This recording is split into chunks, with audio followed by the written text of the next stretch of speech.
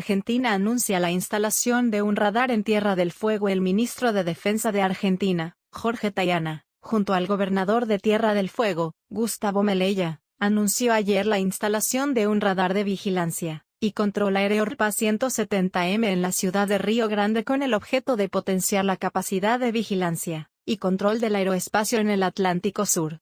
El radar, que había sido producido por INVAP y modernizado recientemente por la misma empresa, se encuentra actualmente en el Centro de Vigilancia y Control Aeroespacial de la Fuerza Aérea Argentina en la localidad de Merlo, Buenos Aires.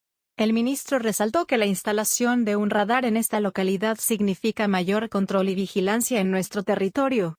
Este radar es parte del Plan Simvica, que se inició en el norte del país y va bajando hacia el sur.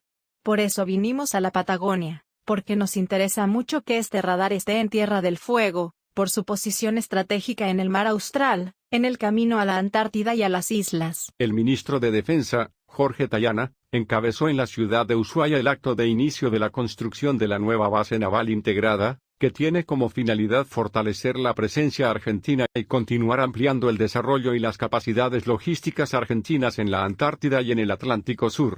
Su estratégica ubicación geográfica permitirá prestar servicios logísticos y de asistencia a otros países.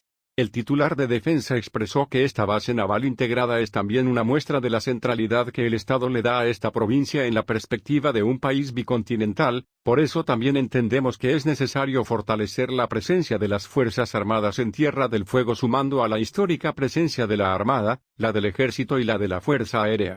Hasta acá el video de hoy, gracias por seguir el canal Defensores. ¡Viva la patria carajo!